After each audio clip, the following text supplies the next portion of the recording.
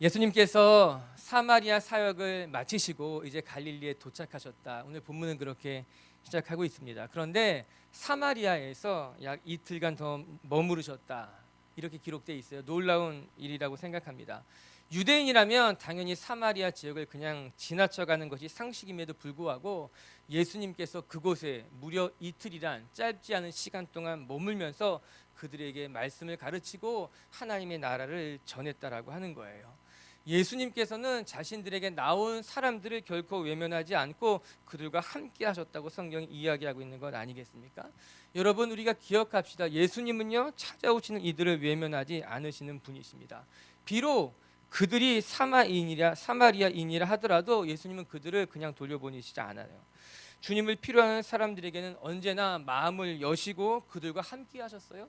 그들을 품어주셨어요. 그들에게 하나님의 나라를 가르쳐 주셨어요. 하나님은 사람을 가리지 않는 분이십니다. 누구든지 예수님은 만나주셨고 그들에게 하나님의 은혜를 베풀어 주셨어요. 오늘 우리가 함께 묵상하게 된 왕의 신하를 고치신 기적, 그도 동일한 사건임에 맞아요. 여러분 생각해 보세요. 예수님이 정말 참 다양한 사람들을 만나지 않았습니까? 우리가 계속해서 요한복음 묵상하고 있는데 유대의 고위 관리인 니고데모를 만나서 영적인 거듭남이 무엇인가 말씀해 주지 않았습니까? 또한 사마리아인이다. 유대인들이 꺼려하는 사마리아인도 주님이 만나셨어요. 그래서 그 여인의 삶을 새롭게 재창조하지 않았습니까? 영적인 목마름이 무엇인지 가르쳐 주셨어요. 그리고 오늘 우리가 살펴볼 이 사람은 고위 관료입니다. 왕의 신하다. 지금처럼 말하면 아마 유대 지역의 총독이나 총리나 부총리 정도 되는 사람이라고 그렇게 이야기합니다. 오늘 그를 또 만납니다. 그래서 그에게 진짜 참다운 믿음이 무엇인지를 가르쳐주고 계신 거예요. 예수님은요, 폭이 넓으신 분임에 틀림이 없습니다. 다양한 사람들을 만나셨고요, 다양한 이들을 품어주셨고요, 그들을 통해 수없이 많은 열매들을 맺혀가셨다라고 하는 거예요. 사랑하는 성도 여러분, 여러분의 폭도 여러분이 더 넓은 분들이 되길 주의 이름으로 축복합니다. 늘 좁은 시야에 갇혀 있는 것이 아니라 우리가 하나님의 나라를 바라볼 줄 알아야 돼요. 더 큰 꿈을 꿀 줄 알아야 되며 더 넓게 기도하는 사람들이 되어야 되며 여러분을 통해 더 많은 사람들이 하나님의 품 안으로 돌아와야 된다라고 하는 것이에요. 45절을 같이 한번 읽어볼게요. 45절입니다. 시작. 이르심에 갈리인들이 그를 영접하니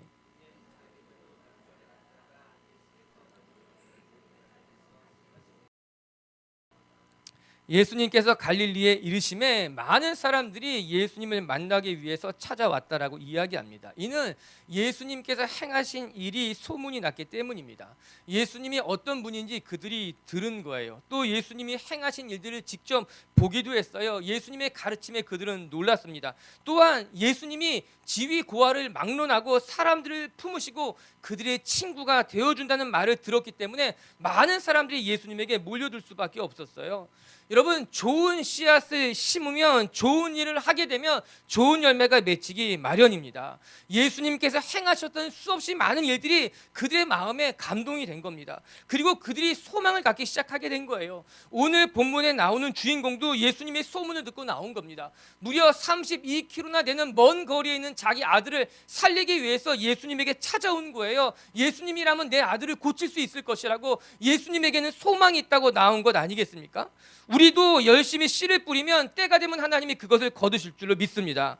우리가 남들을 바라보지 아니하고 하나님께서 맡기신 자리에서 하나님께서 맡기신 사람들에게 기도하고 무릎을 꿇고 그들을 섬기고 하나님의 일을 행한다면 여러분의 삶을 통해 하나님이 열매 맺을 거고 여러분이 뿌린 것에 30배, 60배, 100배 열매 맺게 하실 줄로 저는 믿어요. 그래서 우리들이 좋은 씨앗을 심는 분들이 되길 주님의 이름으로 축복합니다. 때가 되면 하나님이 거두실 거예요. 오늘 예수님에게 좋은 소문이 난 것 같이 여러분에게도 좋은 소문이 나는 분들이 되기를 바랍니다. 저 사람 좋은 사람이라고, 저 사람이 있는 곳에 하나님이 함께한다고, 저 사람과 함께하면 행복해진다고 여러분들에게 좋은 소문이 날 수 있게 되길 바라요. 그리고 또 한 가지, 여러분이 좋은 소문을 내는 사람들이 되었으면 좋겠어요. 나쁜 말을 벗삼는 사람들이 되면 안 될 겁니다. 다른 사람들의 흉을 보는 사람들이 되는 것, 다른 사람들의 이야기를 하면서 즐거워하는 사람들이 되면은 안 될 거예요. 우리는 좋은 소식을 전하는 사람들, 좋은 이야기를 하는 사람들. 여러분은 왕의 신하가 예수님을 찾아온 것도 좋은 소문을 듣고 찾아온 것 아닙니까? 누군가가 왕의 신하에게 이야기한 거예요. 당신의 아들이 죽을 것 같지만 예수님이라면 고칠 수 있을 거예요. 예수님을 한번 찾아가 보시면 그분에게 소망이 있습니다. 누군가 왕의 신하에게 좋은 소식을 전해주었기에 그도 오늘 이렇게 성경에 나온 것 아니겠어요? 누군가 좋은 소식을 전해야지만 그것을 듣는 사람이 살아나게 되는 것 아니겠어요? 그래서 우리 비치교회 성도들은요, 좋은 소문이 났으면 좋겠고 좋은 소문을 만들어내는 분들이 되었으면 좋겠어요. 복음을 전하는 사람들, 좋은 소식을 전하는 사람들. 할렐루야. 우리가 오늘 살펴볼 말씀에서 예수님께서 왕의 신하를 만나고 그를 도우는 장면이 기록되어져 있어요. 왕의 신하는 아들이 죽을 병에 걸려서 간절한 마음으로 예수님을 찾아왔습니다. 그리고 예수님을 아들이 있는 곳으로 모셔가기를 원했어요. 그런데 우리는 이 만남을 통해 아주 소중한 것을 하나 배워야 할 것입니다. 그것은 예수님께서 이 사건을 통해 진짜 믿음이 무엇인가, 우리가 가져야만 하는 참된 믿음이 무엇인지를 말씀해 주고 있는 거예요. 니고데모에게는 영적인 진리가 무엇인지를 가르쳐 주셨다면, 사마리아 여인에게는 영적인 목마름이 무엇인지 목마르지 않은 생수를 소개해 주셨다면, 오늘 본문에서는요, 진정한 믿음이란 무엇인가, 그것에 대해서 말씀해 주고 계신 거예요. 우리가 오랫동안 신앙생활을 해왔지만 오늘 다시 한번 우리 안에 있는 믿음이 어떤 것인지 돌아보시고 우리도 참된 믿음을 가진 하나님의 사람들로 거듭 태어나는 시간이 되길 주의 이름으로 축복합니다.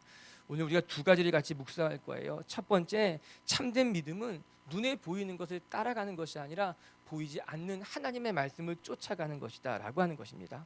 여러분, 참된 믿음은요, 하나님의 말씀을 따라갈 때 생기는 것입니다. 사람들은 눈에 보여야 믿는다고 말합니다. 그러나 주님께서는요, 눈에 보이지 않아도 믿을 수 있는 것이 진짜 믿음이라고 이야기하는 것 아니겠어요? 48절을 이제 같이 함께 읽습니다. 시작.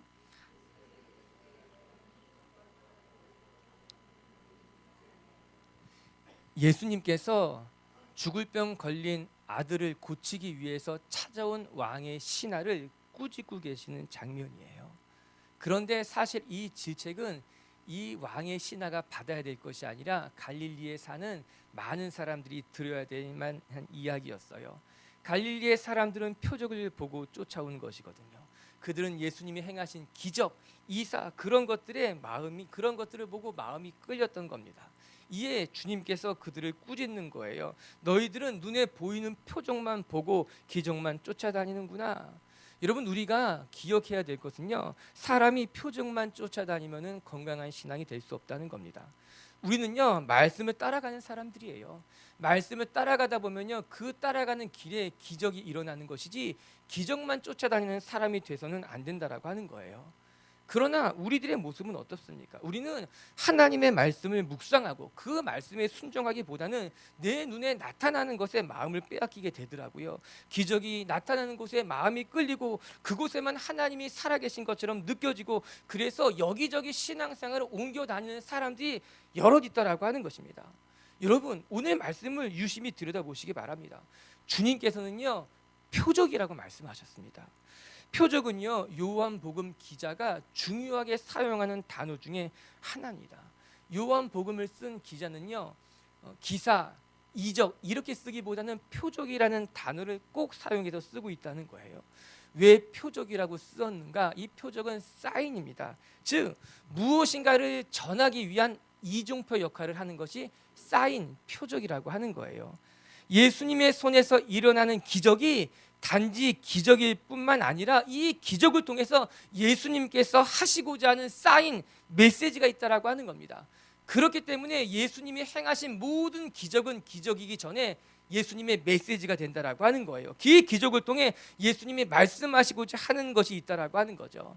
하지만 단지 갈릴리 사람들은 기적에만 관심이 집중되어 있었어요. 어떤 기적이 일어나는지 그런 기적을 나도 경험해보고 싶은 것 뿐이었다라고 하는 겁니다. 이에 예수님께서 오늘 분명하게 이야기하고 계십니다. 이 세대는 표적을 보여줘도 믿지 아니하며 오히려 눈에 보이는 것만 쫓아다닐 뿐이라고 하는 거예요. 여러분, 표적을 보지 못하면 아예 믿지 못하는 어리석은 자가 되겠습니까? 아니면 눈에 보이는 것이 없어도 하나님의 말씀이라면 믿고 따라가는 하나님의 사람이 되겠습니까? 오늘 말씀의 주제이기도 합니다. 예수님께서 이스라엘 백성들에게 이야기하기를 눈에 보이는 표적에 기적의 마음을 빼앗기고 열광하는 것이 아니라 하나님의 말씀을 붙들고 말씀에 순종하는 믿음이 되기를 바란다라고 하는 것이에요. 사랑하는 성도 여러분, 여러분들이 눈에 보이는 것에 현혹되는 것이 아니라 먼저 하나님의 말씀을 붙들고 그 말씀에 따라 나아갈 때 여러분 삶의 기적이 따라오는 것을 경험하게 되길 주님의 이름으로 축복합니다. 말씀을 이어가 보십시다. 우리 49절과 50절 한번 같이 볼까요? 시작. 시나가 이르되 주여 내 아이가 죽기 전에 내려오소서. 예수께서 이르시되 가라 내 아들이 살아있다 하시니. 시나가 예수님에게 오셔서 내 아이를 고쳐달라고 간청하게 됩니다. 아이를 살려달라고 하는 거예요. 그런데 예수님께서는 그냥 가라고 말씀하십니다. 지금은 아이가 아프지만 내가 도착할 때가 되면 아이가 건강하게 살아날 것이라고 말씀해 주신 거예요. 정말 이 왕의 시나의 입장에서는 참 어려운 이야기를 하신 겁니다. 그렇게 주님이 말씀하신다면 왕의 시나가 어떻게 해야 할까? 아니, 우리들도 당황할 수 있다고 저는 생각하게 됩니다. 내가 내 자식이 죽을 것 같은 것을 보고 먼 거리에서 예수님을 만나러 왔는데 아이가 다 낫지도 않았는데 그냥 출발하면 아이가 나을 것을 보게 될 것이다 이야기하니 우리도 정말 그 말씀에 순종할 수 있을까? 그런데 놀랍게도 이 왕의 시나가 그 예수님의 한마디를 듣고 그냥 아들을 향해 믿음의 발걸음을 내딛고 출발하여 가버나움으로 향했다라고 하는 거예요. 여러분, 가나에서 지금 예수님과 왕의 시나가 이야기하는 가나에서 가버나움까지는 약 32km 정도 된다고 합니다. 어느 정도의 거리일까? 제가 살고 있는 우리 집에서 교회까지 오는데 딱 30km가 걸립니다. 새벽에 차가 하나도 안 막힐 때 오게 되면요, 정확히 딱 40분 걸리는 거리예요. 지금 차를 타서 쌩쌩 달려도 40분 걸리는 거리라면 그 당시에는 이동수단이 마땅한 것이 없었겠죠. 기껏해야 당나귀 정도인데 아마도 이 왕의 신하는 그것을 타기보다는 걸어서 왔던 것만 같아요. 꽤 오랜 시간 동안 자기 아들이 고침 받을 것을 바라보면서 출발했다라고 하는 것입니다. 52절에 보면요, 어떤 말씀이 나오는가? 그 신하의 종이 이 왕의 신하를 마중 나옵니다. 그래서 무엇이라 말하는가? 아들이 살아났다고 하는 기쁜 소식을 전해주는 거예요. 그때 왕의 신하가 뭐라 묻는가 하면 언제 낳았냐라고 하는 것입니다. 그런데 언제 낳았는가? 예수님이 말씀하실 때 아들이 낳았다라고 하는 것입니다.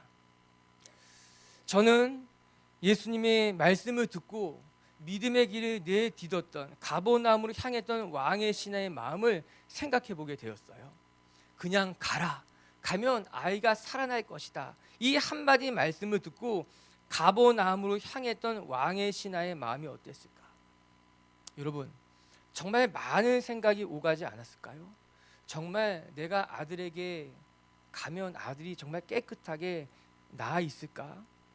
주님께서 직접 나와 같이 가서 고쳐주셨으면 너무나 좋았을 텐데 왜 나 혼자 가라고 하신 것일까? 만약에 내가 아들에게 갔는데 아들이 아직 낫지 않았다면 다시 그 먼 거리를 되돌아가서 예수님을 다시 데리고 와야 하는 것은 아닌가? 아마 아들을 향해 걸어가던 이 아버지의 마음은 온통 혼란스럽고 복잡했을 것이 분명합니다. 그런데 또 하나 분명한 것은 왕의 신하는 예수님의 말씀을 믿고 아들을 향해 출발했다라고 하는 사실입니다. 이 왕의 신하가 붙잡았던 마지막 희망이 예수님이었는데 그 예수님을 그냥 그 자리에 두고 예수님의 말씀만 믿고 혼자서 되돌아왔어요. 그리고 그 길에서 수없이 많은 생각이 오갔던 건 아니에요. 아브라함이 생각이 났습니다. 아브라함이 자기 아들 이삭을 데리고 모리아 산으로 올라갈 때 100세에 낳은 아들을 제물로 바치라라는 하나님의 명령을 듣고 순종하며 등에는 장작을 메고 한 손에는 아이의 손을 붙잡고 모리아 산으로 올라가는 그 아브라함의 여정 속에서 아브라함은 무엇을 생각했을까요? 성경은 아브라함이 아침 일찍 일어나 번제에 드릴 장작과 아이를 데리고 모리아 산으로 떠났다고 이야기하잖아요. 그 새벽부터 자기 아들을 데리고 그 산길을 올라가면서 무슨 생각을 했을까? 하나님의 말씀이라면 순종해야지. 하나님께서 바치시라고 말씀하셨으면 하나님께서 피할 길도 내주실 거야. 그것이 내가 하나님 앞에 드려야 될 믿음이지라고 그는 그렇게 다짐하며 모리아 산으로 뚜벅뚜벅 걷기 시작했을 것이 분명합니다. 오늘 우리가 보는 이 두 명의 아버지, 백세에 낳은 아들을 하나님 앞에 바치기 위해서 모리아 산으로 올라갔던 아브라함, 그리고 내가 가면 아들이 나 있을 것이다 라는 그 믿음만 가지고 다시 가버나움으로 되돌아갔던 또 한 명의 아버지, 왕의 신하. 저는 이 두 사람의 아버지가 우리들에게 진정한 믿음이 무엇인지를 보여주고 있다고 생각합니다. 그것은 비록 앞이 보이지 않지만 하나님의 말씀이라면 그 말씀을 믿고 믿음의 발걸음을 떼는 것이 진정한 믿음이고 우리가 본받아야 될 아버지의 믿음 아니겠는가 하는 거예요. 오늘 이 자리에 아버님들이 계신다면 여러분들에게 먼저 이 믿음이 생기게 되길 주님의 이름으로 축복합니다. 저는 우리 모두에게 이런 믿음의 시간이 필요하다고 생각해요. 마치 오늘 성경에 등장한 이 왕의 신하가 가버나움을 향해 걸어가면서 가졌던 수없이 많은 시간들, 아브라함이 모리아 산에 올라가면서 드렸던 하나님 앞에 드리는 그 기도의 시간들, 보이지 않지만 하나님의 말씀을 붙잡고 한 걸음 한 걸음 내디디면서 기도를 쌓아가는 그 순간들, 그리고 그 길에서 하나님께서 어떻게 우리를 인도하시는가 바라보는 것. 여러분, 참된 믿음은 침묵의 시간 속에서 견고해지게 되어 있습니다. 조용히 한 걸음 한 걸음 기도하며 내걸었을 것이 분명합니다. 하나님을 내가 믿습니다. 예수님을 믿는다고 그렇게 마음속으로 다짐하면서 한 걸음 한 걸음 걸어갔을 때 그가 믿었던 믿음이 기적을 낳았고 그가 순종했던 그 순종이 하나님의 역사를 만든 것 아니겠습니까? 시편 119편 105절은 이렇게 나와요. 한번 같이 읽어봐요. 시작. 주의 말씀은 내 발의 등이요 내 길의 빛이니라. 사랑하는 성도 여러분, 우리가 하나님의 말씀을 붙들고 한 걸음씩 한 걸음씩 나아가는 믿음의 사람들이 되길 주의 이름으로 축복합니다. 하나님의 말씀은 철길과도 같은 거예요. 그 철길이 기차를 인도하는 것 같이 우리도 그 철길을 따라가야지 다른 곳으로 가지 아니하고 그 철길 되는 말씀을 따라갈 때 우리의 삶에 능력이 나타나게 되어 있는 거예요. 히브리서 기자가 한 말을 우리가 귀담아 들어야 됩니다. 히브리서 11장 1절 2절에 말하기를 믿음은 바라는 것들의 실상이요 보이지 않는 것들의 증거니 선진들도 이로써 증거를 얻었느니라. 사랑하는 미치교회 성도들을, 우리 모두가 눈에 보이는 것만 믿고 바라는 것이 아니라 눈에 보이지 않는다 하더라도 하나님의 말씀을 믿고 선포하는 것, 그것이 진정한 믿음인 줄로 저는 압니다. 그렇게 믿음의 길을 걸어갈 때 하나님이 여러분의 삶을 통해 능력을 나타낼 거고 여러분의 삶을 통해 기적을 이루실 줄로 믿습니다. 믿음은 보이지 않는 것의 실상이고 하나님의 증거라. 보이는 것을 따라가는 분들이 아니라 하나님의 말씀을 따라가는 믿음의 사람들이 되길 주의 이름으로 축복합니다. 두 번째, 우리가 또 한 가지 묵상하게 될 것은 내가 지금 붙드는 믿음이 있다면 그 믿음은 여러분을 더 큰 믿음으로 인도하는 가이드가 될 것이라고 하는 거예요. 믿음이 또 다른 믿음을 잉태한다는 겁니다. 51절부터 53절까지를 같이 한번 읽어보도록 할게요. 시작. 그 종들이 오다가 만나서 아이가 살아있다 하거늘 그 낳기 시작한 때를 물은즉 어제 7시에 10기가 떨어졌나이다 하는지라. 그의 아버지가 예수께서 내 아들이 살아있다 말씀하신 그때인 줄 알고 자기와 온 집안이 다 믿으니라. 가버나움으로 내려가던 길에 종들을 만나게 됩니다. 종들의 이야기가 아들이 살아났다라고 하는 거예요. 그런데 아이가 살아났다고 하는 그 말을 듣고 이 왕의 신하가 처음 물어본 것이 무엇일까요? 언제 낳았냐라고 하는 겁니다. 저는 이 말이 참 놀랍습니다. 왜요? 보통 평범한 아버지들이라면 자기 아들이 살았다는 이야기를 들으면요, 그냥 아무것 묻지 않고 아들에게 달려가서 확인하는 것이 그냥 평범한 사람들이었을 것입니다. 아들이 죽었다 살아났는데 언제 살아났는지가 뭐가 중요하겠습니까? 일단 아들 얼굴부터 봐야 되는 것 아니겠습니까? 그런데 오늘 본문에 보니 왕의 신하가 그보다 먼저 도대체 언제 살아났느냐라고 묻고 있다는 겁니다. 왜 그럴까요? 이는 왕의 신하가 밤새도록 걸어오면서 그가 무엇을 생각했는지를 보여주고 있는 겁니다. 왕의 신하는요, 밤새 혼자 그 어두운 길을 걸어가면서 하나님의 말씀을 돌이켜서 생각해 본 것 아니에요? 하나님 앞에 기도드리면서 정말 하나님 낫게 해주실 거지요. 내가 이 말씀 하나 붙들고 여기까지 왔는데 하나님이 기적을 이루실 거지요. 물론 한편으로는 걱정도 있고 금심도 있겠지만 또 한편으로는 하나님의 말씀 하나 붙잡고 계속해서 걸어온 거예요. 하나님의 말씀대로 돼야 될 텐데, 하나님의 말씀에는 기적이 나타날 것인데 믿는 대로 되겠지라는 소망을 가지고 종을 만났기 때문에 그 종이 아들이 살아났다는 말을 하는 순간 무엇보다 먼저 언제 살아나느냐, 그것이 예수님이 살리신 거냐고 묻고 있는 건 아니겠습니까? 아마 밤새도록 그는 병든 아이들을 위해 기도하는 시간이 됐을 겁니다. 예수님의 말씀을 곰곰이 묵상하는 시간이 되었을 것입니다. 아니, 밤새도록 걸어오면서 그는 자기 속에 있는 자아와 또 하나님이 넣어주신 믿음이 싸우는 시간이 됐을 것입니다. 결국 그 시간은 하나님의 믿음이 이 왕의 신하 안에 켜켜이 쌓아지고 자리 잡는 시간, 하나님의 믿음이 진짜 믿음으로 다시 잉태되는 시간이 되었다라고 하는 거예요. 그리고 나서 53절의 이야기를 듣고 53절에 뭐라고 나옵니까? 그와 그의 가족이 모두 예수님을 믿게 되었다라고 나옵니다. 여기서 우리가 살펴볼 것은 50절에 나오는 믿고라고 하는 단어와 53절에 등장하는 믿으니라는 이 두 단어를 비교해 봐야 된다는 거예요. 여러분 성경에서 보셔요. 50절에 믿고에 동그라미 치십시오. 그리고 53절에 마지막에 믿으니라에 동그라미 치세요. 그리고 그 두 개를 화살표로 연결을 하십시오. 자, 보시기 바랍니다. 50절의 믿음은 단지 예수님의 말씀을 듣고 그 말씀을 의지하는 믿음이었을 것입니다. 오늘 성경은 이 사건이 일어난 곳이 물로 포도주를 만들었던 가나와 동일한 장소라고 이야기합니다. 그래서 갈릴리에 사는 사람들이 예수님을 열렬히 맞이한 거예요. 왕의 신하도 그 이야기를 듣고 예수님을 찾아간 것이겠죠. 이 분이라면 내 아들을 도와줄 수 있을지 모른다는 믿음이 있었기 때문에 내 아들을 살릴 수 있을 것이라는 희망을 가지고 예수님을 찾아간 거예요. 그리고 그 예수님의 말씀을 듣고 그 예수님의 말씀을 의지해서 믿고 믿음의 한 발을 내딛었다라고 하는 겁니다. 또 한편 그러나 53절에 나타난 믿음은 그것과는 좀 다른 믿음입니다. 53절에 나타난 믿음은 하나님의 은혜를 경험한 확신이 된 믿음이라고 하는 거예요.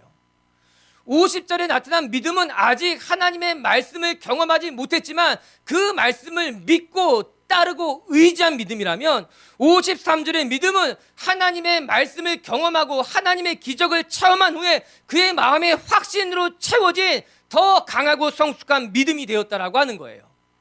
로마서 1장 17절의 말씀에 보면 이렇게 기록되어 있어요. 같이 한번 읽어봐요. 복음에는 하나님의 의가 나타나서 믿음으로 믿음에 이르게 하나니 기록된 바 오직 의인은 믿음으로 말미암아 살리라 함과 같으니라. 믿음으로 믿음에 이르게 된다고 말한 것 아닙니까? 그것이 믿음의 법칙, 하나님의 나라의 법칙이라고 하는 거예요. 우리가 믿음으로 하나님의 말씀을 붙들 때 하나님은 더 강한 팔로 여러분을 붙든다고 하는 것입니다. 우리가 믿음의 길을 선포하면 하나님은 더 큰 믿음으로 우리를 인도하고 우리를 그 믿음 안으로 잉태케 하게 한다라고 하는 거예요. 50절에 왕의 신하가 예수님의 말씀을 굳게 믿고 의지하여 믿음의 한 걸음을 내딛게 되자 그 믿음이 더 큰 믿음을 잉태하고 더 큰 믿음으로 이 사람을 더 성숙하게 만들어 갔다라고 하는 것입니다. 그래서 이 왕의 신하의 믿음이 깊어지는 거예요. 단단해지는 거예요. 하나님을 체험한 신앙으로 거듭 태어났다라고 하는 겁니다. 두 번째, 이 믿음이 어떻게 다른가? 50절의 믿음은요, 단지 왕의 신하 한 사람의 믿음이었지만 53절의 믿음은 그의 믿음과 동시에 온 가족의 믿음으로 확장되었다라고 하는 겁니다. 그와 그의 온 집안이 예수를 믿게 되었다라고 이야기하고 있는 거예요. 목사님, 정말 우리 가정도 구원을 받을 수 있을까요? 우리 가족들도 언제 교회에 나올 수 있을까요? 묻는 사람들이 많아요. 전 그때마다 당연히 얘기해요. 그럼 내가 예수를 믿기 시작했으니 너의 모든 식구들이 예수 믿게 될 거야. 사도행전 16장 31절에 기록되기를 이르되 주 예수를 믿으라 그리하면 내와 내 집이 구원을 받으리라 하지 않았냐. 내가 믿기 시작했으면 너를 통해 복음이 그 안으로 들어갈 거야. 내가 복음의 씨앗이 되었기 때문에 너를 통해 싹이 나고 열매가 맺고 너의 온 가족이 구원을 받게 될 것이야. 전 그렇게 이야기해 줍니다. 그것이 성경의 말씀이기 때문인 거예요. 그것이 복음의 확장성이에요. 복음의 능력이기 때문인 거예요. 복음은요 전염되게 돼 있어요. 복음은요 넓게 퍼져가게 돼 있어요. 복음은요 다른 사람에 흘러가게 돼 있다라고 하는 것입니다. 오늘 50절의 믿음이 넓어졌어요. 더 커졌어요. 확장됐어요. 왕의 신하 혼자의 믿음으로 출발했지만 그 믿음으로 말미암아 그와 온 가족이 하나님의 품 안으로 돌아오게 되는 역사가 나타난 것 아니겠어요? 그것이 믿음의 확장, 믿음의 지경이 넓어진 거예요. 여러분을 통해서 믿음이 넓어질 거예요. 여러분을 통해서 여러분의 가족이 구원을 받고, 여러분을 통해서 여러분의 이웃이 구원을 받고, 여러분을 통해서 이 지역과 이 나라가 구원받게 될 것이에요. 오늘 믿음이 믿음을 잉태하는 거예요. 믿음이 더 넓어지게 되어 있다고 하는 것입니다. 그래서 50절의 믿음과 53절의 믿음은 본질적으로 다른 믿음으로 달라졌어요. 깊어졌어요. 넓어졌다고 하는 것입니다. 우리가 잠시 한 가지 또 살펴볼 게 있어요. 그것은 믿음의 순종이 기적을 만들었다라고 하는 것인데, 여러분 주님께서 왕의 신하에게 요청한 것은 그냥 믿고 떠나라고 하는 것입니다. 그냥 믿고 떠나십시오. 그리고 그 신하가 믿고 떠났기 때문에 그 아들이 회복을 경험하게 된 것 아니겠습니까? 근데 이 순간이 굉장히 중요합니다. 찰나라, 이제 불교 용어인데 아주 그 짧은 순간이라고 하는 거예요. 왕의 신하가 떠나기 전에 아들이 낳았을까요? 아니면 왕의 신하가 떠나는 것을 보시고 예수님이 그를 낳게 하신 걸까요? 다시 말하면 아버지가 출발하는 것을 보자 예수님이 그의 믿음이 기특해서 아들을 낳게 하신 것인지, 아니면 출발하기 전에 이미 아들을 낳게 하신 것인가, 그런 생각이 들더라고요. 사실 이런 상상은 불필요한 상상이에요. 이미 아들은 다 고침을 받았거든요. 다 나았거든요. 그런데 중요할 수 있어요. 저는 그 당시에 핸드폰이 없다는 것이 축복이라고 생각합니다. 그때 예수님이 가라, 아들이 낳았다 이야기했을 때 그 왕의 신하가 잠깐만 기다려 보시라고 전화해가지고, 야, 아들이 살았냐? 죽었냐? 물어봤다면 이런 일들은 일어나지 않았을 겁니다. 근데 우리는 그것이 궁금한 거예요. 주님이 말씀하시면 정말 그 말씀도 이루어지는지 내 눈으로 지금 확인해야 된다고 하는 거죠. 아마 전화가 있었으면 우리들은 다 예수님 잠깐만 기다려 보세요. 일단 전화 한 통 하고 제가 출발하든지 말든지 결정하겠다라고 하는 것이에요. 만약에 그렇게 했다면 이 사건이 어디로 흘러갔을까요? 오늘 말씀을 가만히 보면요, 아마도, 아니 정확한 것은 왕의 신하가 떠나기 전에 예수님이 먼저 아들을 고쳐주셨습니다. 그렇기 때문에 왕의 신하에게 무엇이라 말합니까? 가라, 내 아들이 살았다 이야기한 거예요. 주님께서는요 우리의 째째한 분이 아니에요. 주님은 먼저 아들을 고치셨어요. 그리고 내가 가서 고침받은 아들을 보라고 이야기한 것 아닙니까? 그리고 그 왕의 신하가 믿음의 한 걸음을 내디디면서 하나님의 역사를 경험하게 된다라고 하는 것이에요. 그런데 중요한 것은 이 주님의 은혜와 왕의 신하의 순수한 믿음이 마주쳐서 또 하나의 기적을 만들어냈다라고 하는 겁니다. 여러분, 오늘 사건의 기적은 무엇일까요? 오늘 사건의 기적은 왕의 신하의 아들이 살아난 것뿐만이 아니라는 겁니다. 많은 사람들이 오늘 이 기적이 왕의 아들이 살아난 것만 기적으로 보지만 또 하나의 기적이 있습니다. 그것은 왕의 신하가 예수를 만나게 되고 그의 온 가족이 예수를 믿게 되는 기적이 뒤에 또 나타난다라고 하는 겁니다. 우리는 왕의 신하에게만 너무 포커스가 돼 있어요. 그러나 그렇죠. 또 하나의 기적은 왕의 신하와 그의 온 가족과 그 주변에 있는 사람들까지도 예수를 믿고 영접하는 일이 있게 됐다라고 하는 것이에요. 그것은 무엇으로부터 말미암았는가? 이 왕의 신하가 예수님의 말씀을 듣고 순종한 것으로 말미암아 나타나기 시작한 기적 아니겠습니까? 단지 예수님의 은혜뿐만 아니라 그 예수님의 말씀을 믿고 큰 믿음을 가지고 믿음의 발걸음을 내디딘 그 왕의 신하의 순종으로 말미암아 놀라운 기적들이 이어서 일어나게 되어 있게 된다라고 하는 거죠. 원래는 신하의 아들만 고침받을 그 사건이 신하의 아들을 고침받게 할 뿐만 아니라 그 왕의 신하의 영적인 것도 왕의 신하의 온 가족들도 그리고 그 집에 사는 모든 사람들도 예수님의 품 안에 돌아오는 놀라운 기적의 연쇄 사건이 일어나기 시작하게 됐다라고 하는 것이에요. 기적이 또 다른 기적을 낳은 거예요. 순종이 또 다른 능력을 낳게 되는 것 아니겠습니까? 사랑하는 우리 미체교회 성도 여러분, 믿음이 기적을 낳고 그 기적은 또 다른 기적을 낳게 될 줄로 저는 믿습니다. 여러분의 삶에 기적을 만드는 믿음이 있게 되기를 바라고 그 기적이 여러분의 삶에 날마다 이어져서 더 풍성한 하나님의 백성들이 될 수 있게 되기를 주님의 이름으로 축복합니다. 그것이 우리가 붙잡아야 될 참다운 믿음이라고 성경은 우리에게 이야기해주고 있는 거예요. 사랑하는 성도 여러분, 눈에 보이는 것에 내 마음을 빼앗기는 것이 아니라 여러분 보이지 않는 하나님의 말씀을 붙들고 살아가는 분들이 될 수 있게 되기를 바라고 여러분의 믿음의 순종이 더 큰 믿음으로 잉태되는 것을 경험하는 분들이 되길 주님의 이름으로 축복합니다. 말씀을 마칠게요. 우리 정리하기 전에 우리 한 절 같이 한번 읽어봐요. 44절의 말씀이에요. 시작. 친히 증언하시기를 이는 예수님이 사마리아를 떠나서 갈릴리에 가시기 전에 나사렛을 들릴 수 있었음에도 불구하고 예수님의 고향이지요. 그곳을 들리지 않고 곧장 갈릴리로 가셨다라고 하는 것이에요. 이유는 무엇인가? 나사렛에서 사는 사람들이 예수님을 믿지 않았기 때문에 선지자가 고향에서는 높임을 받지 못한다 하느니라. 나사렛에서 예수님과 같이 성장했던 사람들은 예수님에 대한 선입견이 있었기 때문에 예수님을 온전히 바라보지 못했던 겁니다. 그 선입견이 믿음의 길을 가로막고 있었던 것 아니겠습니까? 반면에 갈릴리에 있었던 사람들은 예수님의 모습을 있는 그대로 본 거예요. 예수님의 기적을, 예수님의 말씀하시던 믿음을 그대로 여과 없이 보게 되자 그들에게는 능력과 기적이 나타난 것 아니겠어요? 여러분, 우리의 신앙에 병든 것은 우리 가운데 거짓된 잘못된 선입견이 있어서 믿음을, 말씀을 그대로 바라보지 못할 때가 있기 때문인 거예요.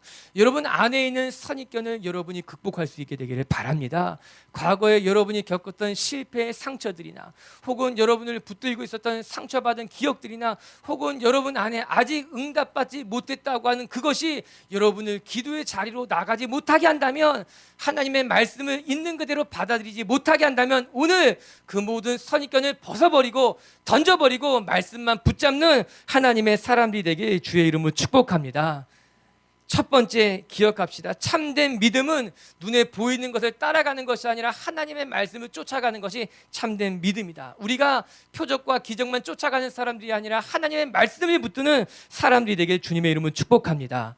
두 번째 참된 믿음은 더 큰 믿음으로 우리를 인도하게 될 거예요. 여러분이 용기 있는 믿음을 가진다면 그 용기 있는 믿음은 여러분을 성숙한 믿음으로 이끌어갈 줄로 믿습니다. 그렇게 살아가는 저와 여러분들이 되기를 주님의 이름으로 축복합니다.